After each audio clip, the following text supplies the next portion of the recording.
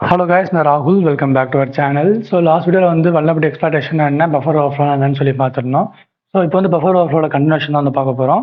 So இந்த buffer overflow அப்படின்றது வந்து நம்ம எதை பேஸ் பண்ணி வந்து பார்த்துருந்தோம் அப்படின்னா, with respect to program or an application. ஓகேவா? அதாவது ஒரு ப்ரோக்ராம்லேயோ ஒரு அப்ளிகேஷன்லேயோ வந்து பஃபர் ஓவர்ஃப்ளோ நடந்தால் அது என்ன மாதிரியான ஒரு வல்லபிலிட்டி வந்து லீட் ஆகும், அது மூலியமாக ஒரு அட்டாக்கரால் ஒரு சிஸ்டமில் வந்து என்ன பண்ண முடியுன்றதை பார்த்துக்கணும். ஓகேவா? ஃபார் எக்ஸாம்பிள், இப்போ ஒரு சிஸ்டமில் வந்து நிறைய சர்வீசஸ் ரன் ஆகும். ஸோ சர்வீசஸ்னால் என்ன, அப்ளிகேஷன் தானே.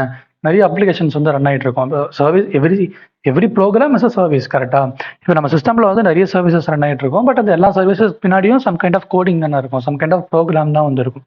ஸோ அந்த மாதிரி ஒரு சில ப்ரோக்ராமில் வந்து பஃபர் ஓவர்ஃப்ளோ நடந்துச்சு அப்படின்னா, அதை ஒரு அட்டாக்கர் ஐடென்டிஃபை பண்ணிட்டார் அப்படின்னா, அப்போ வந்து மலிஷியஸ் கோடை வந்து இன்ஜெக்ட் பண்ணி அது மூலியமா அந்த சிஸ்டமோட ஆக்சஸை கெயின் பண்ணலாம், ப்ரிவிலேஜஸ் கிரியேட் பண்ணலாம். ஸோ இந்த மாதிரி சில விஷயங்களை வந்து பண்ண முடியும் அப்படின்றத நம்ம பஃபர் ஓவர்ஃப்ளோவில் பார்த்துருந்தோம். கரெக்டா? ஃபைன். இப்போ வந்து அதோட கண்டினியூஷன் கொஞ்சம் இருக்கு. ரொம்ப ஷார்ட்டாக முடிஞ்சிடும். அதுக்கப்புறம் வந்து விண்டோஸில் வந்து பஃபர் ஓவர்ஃப்ளோ நடந்தால் என்ன பண்ணுறது அப்படின்றத வந்து பார்க்க போகிறோம். அதில் நிறைய ஸ்டெப்ஸ் வந்து இருக்கு.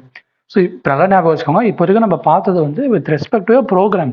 விண்டோஸில் நிறைய சர்வீஸ் ரன் ஆகும், இல்லை லினக்ஸில் நிறைய சர்வீஸ் ரன் ஆகும். பட் அந்த எல்லா சர்வீஸுமே ஒரு ப்ரோக்ராம் தான், இல்லை ஒரு அப்ளிகேஷன் தான். ஸோ அந்த மாதிரி வித் ரெஸ்பெக்ட் டு ஒரு அப்ளிகேஷன் ஆர் சர்வீஸில் வந்து ஒரு பஃபர் ஓவர்ஃப்ளோ நடந்தால் அது எப்படி வந்து நம்ம அதில் என்ன நடக்குது அப்படின்றத இவ்வளோ நாளாக பார்த்துருந்தோம். அதுக்கப்புறம் பார்க்க போகிறது ஒரு விண்டோஸ், ஒரு ஓஎஸ். விண்டோஸ் அப்படின்றது it is OS, it is kernel. So இப்போ அந்த மாதிரி ஒரு இருக்குது அப்படின்னா அதில் ஒரு பஃபர் ஓவர்ஃப்ளோ வந்து என்ன மாதிரிலாம் நடக்குதுன்றதை வந்து அடுத்து பார்ப்போம். ஓகேவா? ஃபைன். முதல்ல வந்து இதை பார்த்துடலாம். ஸோ பஃபர் ஓவர்ஃப்ளோ பொறுத்தவரைக்கும் 2 டைப் வந்து இருக்கும். ஒன்று வந்து பார்த்தீங்கன்னா ஸ்டாக் பேஸ்ட், இன்னொன்று வந்து ஹீப் பேஸ்டு. இது நம்ம ரொம்பவே ஷார்ட்டாக வந்து பார்த்துட்டு போயிடலாம். ஸ்டாக் அப்படின்றது வந்து ஒரு ஸ்டாட்டிக்கான மெமரி அலோகேஷனுக்காக வந்து யூஸ் பண்ணுவாங்க. இதில் வந்து வேரியபிள்ஸ் எப்படி ஸ்டோர் ஆயிருக்கும் அப்படின்னா, லாஸ்ட் இன் ஃபர்ஸ்ட் அவுட்ல ஸ்டோர் ஆயிருக்கும். அதாவது எதை வந்து கடைசியாக உள்ள போடுறாங்களோ அதுதான் வந்து முதல்ல வந்து மில்ல எடுப்பாங்க. ஸோ சிம்பிளாக ஸ்டாக் சொல்லணும் அப்படின்னா, இப்போ நீங்கள் வந்து உங்கள் ரெக்கார்ட்லாம் சப்மிட் பண்ணுறீங்க உங்களோட டீச்சர்ஸ் டெஸ்கில் அப்படின்னா, ஒன்றுக்கு மேலே ஒன்றா சப்மிட் பண்ணுவீங்களா? பட் உங்கள் டீச்சர் வந்து ஃபர்ஸ்ட் வந்து எதை எடுத்து கரெக்ஷன் பண்ணுவாங்க, மேலே இருக்கிறதா கரெக்ஷன் பண்ணுவாங்க. ஸோ யார் கடைசியாக எடுத்து வந்து வச்சாங்களோ அவங்க நோட் தான் மேலே இருக்கும், அந்த நோட் தான் ஃபர்ஸ்ட்டாக வெளில வரும் கரெக்ஷன் ஆகி. கரெக்டாக? ஸோ இதுதான் என்ன சொல்லுவோம் அப்படின்னா ஸ்டாக் டேட்டா ஸ்ட்ரக்சர்னு சொல்லுவோம். ஸோ அதில் வந்து ஸ்டாக் அப்படின்னாலே உங்களுக்கு இந்த 2 விஷயம் ரொம்பவே காமனாக வந்துடும். ஒன்று வந்து புஷ், இன்னொன்று வந்து பாப். ஸோ உங்களோட டேட்டாவை வந்து புஷ் பண்ணுவாங்க அண்ட் பாப் பண்ணுவாங்க. சப்போஸ் உங்கள் டேட்டாவை வந்து ஸ்டோர் பண்ணணும் அப்படின்னா, டேட்டா இந்த சென்ஸ் நான் சொல்கிறது ஒரு ப்ரோக்ராமோ ஒரு அப்ளிகேஷனோ இருக்குது அப்படின்னா அதோட வேரியபிள்ஸ். கரெக்டாக? அதோட வேரியபிள்ஸாக இருக்கட்டும், அரே எலமெண்ட், இந்த மாதிரி சில டேட்டா இருக்கும் இல்லையா? ஸோ அந்த டேட்டாவை ரன் டைமில் ஸ்டோர் பண்ணுறதுக்காக யூஸ் பண்ணுறது தான் பஃபர்னு சொல்லியிருந்தேன்.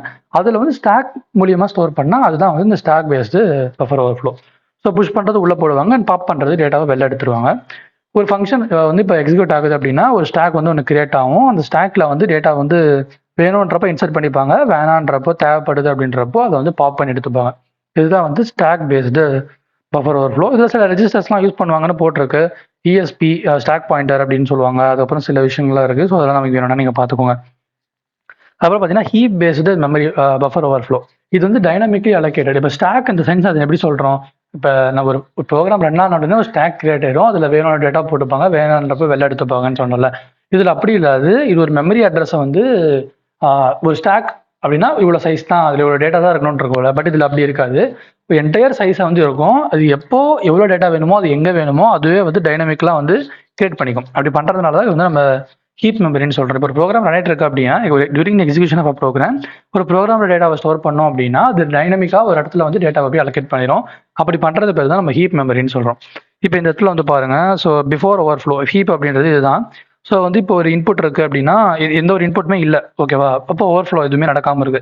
இப்போ ஒரு ஹீப் பேஸ்ட் ஓவர்ஃப்ளோ அப்படின்னா இப்போ டேட்டா வந்து உள்ள புதுசாக இன்சர்ட் பண்ணுறாங்க அப்படின்னா இன்சர்ட் பண்ணிருக்காங்க பாருங்க. இப்போ எக்ஸன் இருக்கா? ஸோ டேட்டா எதுவும் உள்ள போடலை. ஸோ இப்போ வந்து டேட்டா இங்கே போட்டோன்னே இது எப்படி மாறுதுன்னு பாருங்க. ஸோ இதுதான் வந்து இந்த ஒரு பஃபர் ஓவர்ஃப்ளோ அப்படின்ற ஹீப் பேஸ்ட் பஃபர் ஓவர்ஃப்ளோ.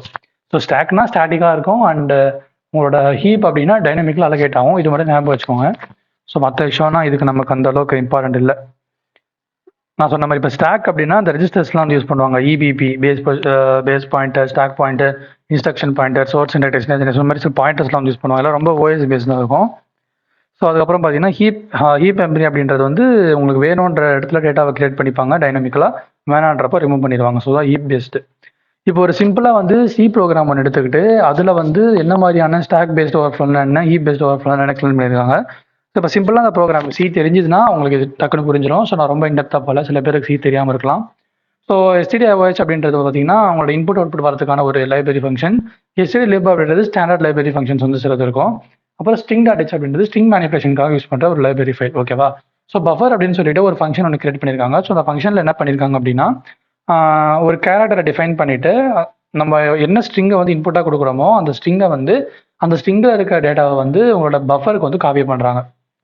புரியுதா? ஸோ நீங்கள் ரொம்ப வந்து கன்ஃபியூஸ் பண்ணிக்க வேணாம். ஓகே, இப்போ வந்து ஒரு பஃபர் ஒன்று கிரியேட் பண்ணுறாங்க. ஓகேவா? ஒரு பஃபர் ஒன்று கிரியேட் பண்ணிட்டு ஒரு ஸ்ட்ரிங்கை வந்து இன்புட்டாக வாங்குறாங்க. அது ஒரு டெக்ஸ்ட், இப்போ ஃபார் எக்ஸாம்பிள் ராகுல் ஒரு நேம் வந்து வாங்குறாங்க. ஸோ அந்த நேமை வாங்கிட்டு அதை வந்து ஒரு பஃபரில் ஸ்டோர் பண்ணுறாங்க. அதுக்கு அந்த strcpy அப்படின்றது என்ன பண்ணோம்னா ஒரு வேரியபிள் இருக்க டேட்டாவை வந்து இன்னொரு வேரியபிளுக்கு காப்பி பண்ணும். அதான் ஸ்ட்ரிங் காப்பின்னு சொல்லுவாங்க. ஸோ அந்த மாதிரி காப்பி பண்ணி ஒரு பஃபரில் ஸ்டோர் பண்ணுறாங்க. சப்போஸ் வந்து அப்படி ஸ்டோர் பண்ண முடியலை அப்படின்னா ரிட்டர்ன் 1 கொடுத்துட்டு அது வந்து வெளில வந்துடும். ஸோ இதுதான் basic idea. So main function என்ன பண்ணுறாங்கன்னா அந்த பஃபரில் வந்து ஒரு பெரிய ஸ்ட்ரிங் ஒன்று போட்டிருக்காங்க பாருங்கள், டிடிடிடிடிடின்னு சொல்லிட்டு. ஸோ இதில் வந்து எத்தனை கேரக்டர்ஸ் இருக்குன்னு பாருங்கள். நிறைய கேரக்டர்ஸ் வந்து இருக்கும். இப்போ 1 2 3 4 5 6 7 8 9 10 11 ஸோ மோர் தேன் 12 தான் இருக்குது. பட் இந்த பஃபரோட சைஸ் பாருங்கள் 12 தான். புரியுதா? இதுதான் நம்ம என்ன சொல்கிறாங்கன்னா உங்கள் ஸ்டாக் பேஸ்டு பஃபர் ஓவர்ஃப்ளோன்னு சொல்கிறாங்க. ஸோ பேசிக்கலி வந்து ஒரு அரே ஒன்று கிரியேட் பண்ணுறாங்க. அந்த அரேவை தான் வந்து நமக்கு ஸ்டாக்னு இமேஜ் நிறைய எடுத்துக்கிறோம். ஓகேவா? ஸோ பேசிக்கலி ஒரு அரே ஒன்று கிரியேட் பண்ணுறாங்க. அந்த அரேவோட சைஸ் வந்து பார்த்தீங்கன்னா 12ன்னு கொடுத்துருக்காங்க. ஓகேவா? ஸோ அந்த அரே என்ன பண்ணோம் அப்படின்னா நம்ம இன்புட்டாக கொடுக்குற ஸ்ட்ரிங்கை வந்து அந்த பஃபரில் வந்து ஸ்டோர் பண்ணி வைக்கும். இந்த பஃப்ன்ற அந்த ஒரு வேரியபிளில் ஸ்டோர் பண்ணி வைக்கும். மெயினில் வந்து இவங்க கொடுக்குற இன்புட்டில் வந்து என்ன கொடுக்குறாங்கன்னா அந்த பஃபரோட சைஸ் வந்து மோர் தேன் 12 கொடுக்குறாங்க அந்த ஸ்ட்ரிங்கோட சைஸ். பட் அது மேக்ஸிமம் 12 வரைக்கும் தான் அலோவ் பண்ணும். இவங்க மோர் தேன் 12 ஒரு 20 30 கொடுக்குறாங்க. அப்படி கொடுக்கறதுனால என்ன ஆகும் அப்படின்னா அந்த மோர் தேன் 12 ஆயிடும்ல டேட்டா. ஸோ அப்போ அந்த பஃபர்ன்ற வேரியபிளில் வந்து எனஃப் ஸ்பேஸ் வந்து இருக்காது. So that it will cause buffer overflow. Buffer வந்து ஓவர்ஃப்ளோ ஆகிடும். இங்கே கீழே வந்து ஒரு பிரிண்ட் கொடுத்துருக்காங்க ஆஃப்டர் பஃபர் ஓவர்ஃப்ளோ அப்படின்னு சொல்லிட்டு. பட் இது வந்து ரன்னே ஆகாது. ஏன்னா இந்த ஸ்டேட்மெண்ட்டே வந்து ப்ராப்பராக எக்ஸிக்யூட் ஆகாது. சைஸ் 12 தான், பட் மோர் தேன் 12 கொடுத்ததுனால பஃபர் ஓவர்ஃப்ளோ நடந்துடும். ஸோ ப்ரோக்ராம் வந்து டெர்மினேட் ஆயிடும். இதுதான் வந்து stack based buffer overflow. Output கொடுத்துருப்பாங்க பாருங்க. ஸோ அந்த ப்ரோக்ராமை ரன் பண்ணிட்டு கம்பைல் பண்ணிட்டு ரன் பண்ண உடனே செக்மெண்டேஷன் ஃபால்ட்னு வருது. ஏன்னா மேக்ஸிமம் சைஸை விட அதிகமாகிடுச்சு. So overflow. அதே வந்து ஹீப் பாருங்களேன். ஹீப் என்ன பண்ணியிருக்காங்க அப்படின்னா இப்போ வந்து ஒரு இன் அப்படின்னு சொல்லிட்டு ஒரு ஹீப் கிரியேட் பண்ணியிருக்காங்க. அப்புறம் அவுட்னு சொல்லிட்டு ஒரு கேர் வேரியபிள் கிரியேட் பண்ணியிருக்காங்க. அதுக்கப்புறம் வந்து இந்த சாம்பிள் அவுட்புட் அப்படின்னு ஒரு ஸ்ட்ரிங்கை வந்து இந்த அவுட்டில் காப்பி பண்ணுறாங்க. அதே மாதிரி கமாண்ட் அண்ட் ஆர்குமெண்ட்டில் கொடுக்குற ஒரு வேரியபிளை வந்து இன்னில் வந்து காப்பி பண்ணுறாங்க. ஸோ அப்படி காப்பி பண்ணிவிட்டு இன்புட்டையும் அவுட்புட்டையும் வந்து பிரிண்ட் பண்ணுறாங்க. பட் இங்கே என்ன நடக்குதுன்னு சொல்லி பார்க்கலாம்.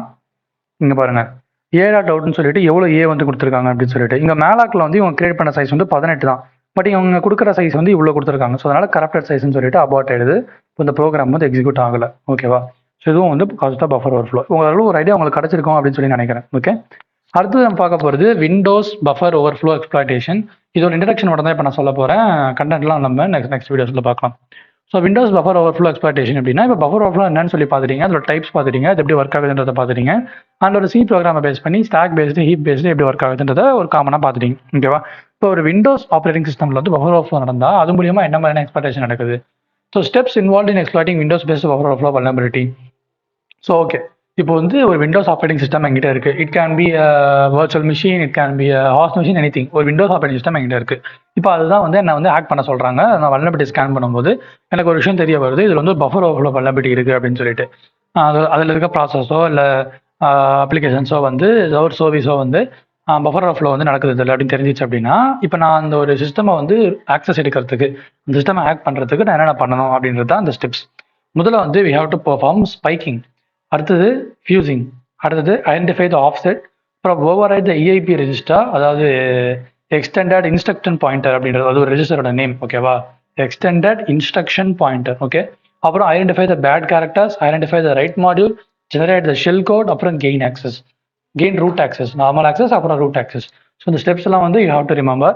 முதல்ல வந்து ஸ்பைக்கிங், அப்புறம் ஃபியூசிங், அப்புறம் ஆஃப்செட் ஐடென்டிஃபை பண்ணணும், இஐபி ரெஜிஸ்டரை ஓவர் ரைட் பண்ணணும், பேட் கேரக்டர்ஸ் ஐடென்டிஃபை பண்ணணும், ரைட் மாடியூல் ஐடென்டிஃபை பண்ணணும், ஷெல் கோட் ஜெனரேட் பண்ணணும், அப்புறம் ரூட் ஆக்சஸை we have to gain. So இதுதான் வந்து Windows buffer overflow and exploitation. So இதுக்கப்புறம் பார்த்தீங்கன்னா உங்களுக்கு ஒவ்வொரு ஸ்டெப்பாக இருக்கும். அந்த ஒவ்வொரு ஸ்டெப்பும் வந்து எப்படி பண்ணுறாங்க, இந்த பாயிண்டர்ஸ்லாம் எப்படி ஓவர் ரைட் பண்ணுறாங்க அப்படின்றது தான் வந்து லைனாக இருக்கும். ஸோ சிலது தியரட்டிக்கலாக இருக்கும், ஸோ சிலது எப்படி இருக்கும் அப்படின்னு சொல்லிட்டு பார்க்குறேன். ஸோ அடுத்த வீடியோஸில் வந்து அதை உங்களுக்கு எக்ஸ்பிளைன் பண்ணுறேன். ஓகே, அந்த வீடியோ உங்களுக்கு பிடிச்சிருக்கும் புரிஞ்சிருக்கும் சொல்லி நினைக்கிறேன். இன்ட்ரெஸ்டிங்காக இருந்துச்சு அப்படின்னா ஒரு லைக் கொடுத்துட்டு போங்க. கைனோஸ் வீடியோஸை ஃபாலோ பண்ணிட்டு இருந்தேன். என்னால் முடிஞ்சிருக்கும்னு அதிகமாக வீடியோஸ் போட வந்து அப்லோட் பண்ண வந்து ட்ரை பண்ணிட்டே இருக்கேன். உங்களுக்கு எந்த ஒரு டவுட் குவரி இருந்தாலும் கீழே கமெண்ட் செக்ஷனில் என்னோட சோஷியல் மீடியாஸில் வந்து கேளுங்க. நான் எல்லாருக்குமே வந்து ரிப்ளை பண்ணுறேன். இப்போ வரைக்கும் கேட்ட எல்லாருக்குமே நான் ரிப்ளை பண்ணிட்டு தான் வந்து இருக்கேன்.